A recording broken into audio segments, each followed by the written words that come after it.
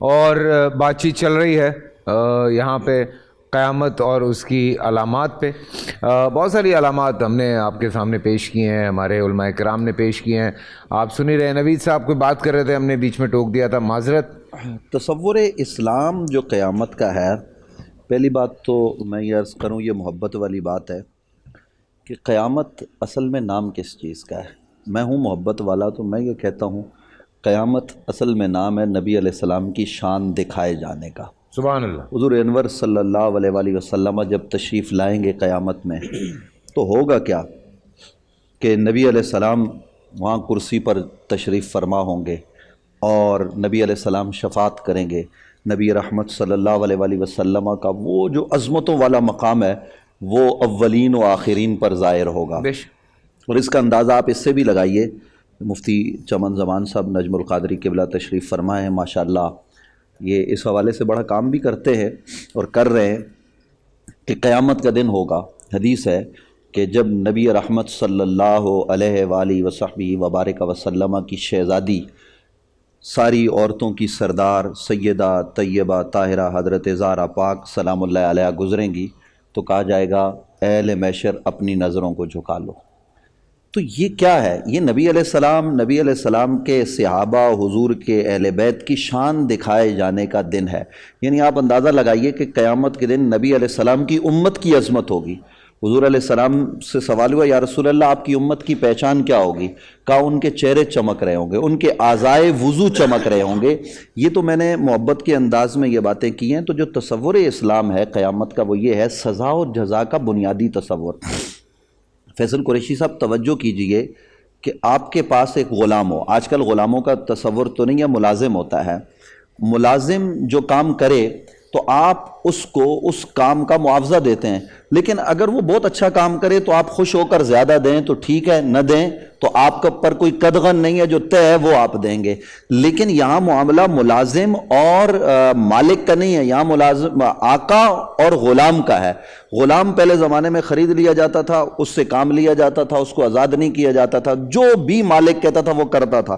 اور اب کبھی مالک مہربانی کر دے تو ٹھیک ہے، نہ کرے تو بھی.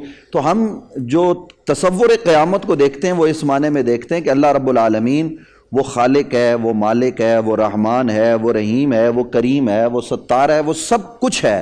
وہ پروردگار قیامت کے دن ہمیں کوئی انعام دے تو اس کی مرضی، نہ دے اس کی مرضی، لیکن ہم اس کی رحمت سے امید رکھتے ہیں. لیکن سزا کا جو تصور ہے وہ یہ ہے کہ جب آپ کا ملازم کوئی غلطی کرے، آپ کا کوئی غلام غلطی کرے تو آپ فوراً اس کو ٹوکتے ہیں.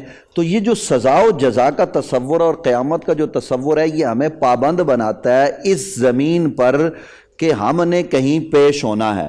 اور اگر یہ تصور نہ ہو تو فیصل قریشی صاحب دنیا میں تو یہ ہے کہ میں اور آپ یہاں روزانہ رمضان میں بھی ظلم ہو رہے ہیں، زیادتی ہو رہی ہے، ہم کورٹ میں چلے جاتے ہیں، سب کچھ کرتے ہیں، لیکن میں اور آپ بند کمرے میں ہوں، اکیلے ہوں، میں اکیلا ہوں، آپ اکیلے، یہ سب حضرات اکیلے، اور کوئی عمل کرتے ہیں، کوئی گناہ کرتے ہیں، تو ہمیں تو دنیا کا کوئی آدمی نہیں دیکھ رہا، تو آخر کوئی عدالت تو ہو. یا کسی کو ہم قتل کر دیتے ہیں، کسی نے نہیں دیکھا، کوئی تو ہے جہاں جواب دہی ہوگی، وہ قیامت کا دن ہے. وہاں جیسے ابھی یہاں تلاوت کی گئی آیات کی، فَمَن يَعْمَلْ مِثْقَالَ ذَرَّةٍ خَيْرًا يَرَهُ وَمَن يَعْمَلْ مِثْقَالَ ذَرَّةٍ شَرًّا يَرَهُ. تو قیامت کب آئے گی؟ وہ تو آ کے رہے گی. اس کی نشانیاں یہاں علماء کرام نے بیان کر دی، یاجوج و ماجوج، حضرت سیدنا عیسیٰ علیہ السلام، حضرت امام مہدی. یا ایک بات میں عرض کر دوں کہ حضرت سید علامہ شہیدی صاحب موجود نہیں ہیں، انہوں نے جس طرح سے ذکر کیا، ہم یہ بات بتا دیں، امام مہدی کا بہت مقام ہے، بہت مرتبہ ہے. حضرت امام مہدی سے لے کر نبی رحمت صلی اللہ علیہ وآلہ وسلم یعنی حضرت علی تک اس پوری لڑی کا ایک مرتبہ ہے. اور جو 12 ائمہ کا تصور ہے وہ ہمارا بھی ہے، صرف یہ شیعہ حضرات کا نہیں ہے. وہ موجود نہیں، میں ان کی غیر موجودگی میں بات کر رہا ہوں، جب موجود ہوں گے تب بھی ان سے عرض کریں گے. ہمارا تصور یہ ہے کہ سارے جتنے بھی غیر انبیاء ہیں، اہل سنت و جماعت کے نزدیک کوئی بھی غیر نبی کے برابر نہیں ہو سکتا. حضرت عیسیٰ علیہ السلام کا جو حضرت امام مہدی کے پیچھے نماز پڑھنا ہے وہ کتب حدیث میں موجود ہے. بالکل عیسیٰ علیہ السلام حضرت امام مہدی ہٹیں گے اور کہیں گے آپ پڑھائیں، حضرت عیسیٰ علیہ السلام ان سے کہیں گے نہیں آپ نماز پڑھائیں. اس لیے کہ عیسیٰ علیہ السلام جب دنیا میں تشریف لائیں گے تو نبوت ان کے پاس ہوگی لیکن وہ اپنی نبوت کی تبلیغ و ترویج نہیں کریں گے.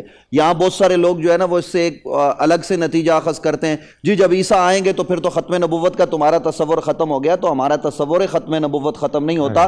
حضرت عیسیٰ علیہ السلام نبی رحمت صلی اللہ علیہ وآلہ وسلم سے پہلے ان کو نبوت ملی, اور ہر نبی نبی ہے اپنے زمانے میں بھی اور بعد کے زمانے میں بھی, اگرچہ وہ ظاہراً موجود نہ ہو. لیکن حضرت عیسیٰ علیہ السلام چونکہ نبی علیہ السلام سے پہلے تشریف لے گئے آسمانوں پر, اب جب وہ نزول فرمائیں گے تو نبوت ان کے پاس ہوگی لیکن وہ اپنی نبوت کی تبلیغ نہیں کریں گے, وہ میرے نبی کے امتی کی حیثیت سے تشریف لائیں گے. کیونکہ یہ میں نہیں کہہ رہا, انجیل برنباس میں روایت موجود ہے, حضرت عیسیٰ علیہ السلام نے اللہ کی بارگاہ میں دعا کی ہے, پروردگار میں بڑا نبی اور رسول بن گیا, لیکن میں یہ چاہتا ہوں کہ میں اگر مجھے موقع ملے آخری نبی کے نالین کے تسمے باندھنے کا تو یہ میرے لیے سعادت ہوگی. یہ انجیل برنباس پڑھ رہا ہوں, میں کوئی حدیث نہیں پڑھ رہا, میں کسی اسلامی کتاب کو نہیں پڑھ رہا, یہ اناجیل میں یہ بات موجود ہے کہ حضرت عیسیٰ علیہ السلام نے یہ کہا. تو حضرت عیسیٰ علیہ السلام چونکہ نبی علیہ السلام کے زمانے میں تشریف نہیں لائے, جب تشریف لائیں گے تو وہ نبی علیہ السلام کے بیٹے کے پیچھے نماز پڑھ کے کہیں گے یا رسول اللہ آپ کا زمانہ تو مجھے نہ ملا, ان کا زمانہ ملا, میں بھی آپ کے بیٹوں کی عزت کرتا ہوں. سبحان اللہ. بول انٹرٹینمنٹ کے شوز دیکھنے کے لیے ہمارے چینل کو سبسکرائب کریں اور بیل آئیکن پر کلک کرنا نہ بھولیں.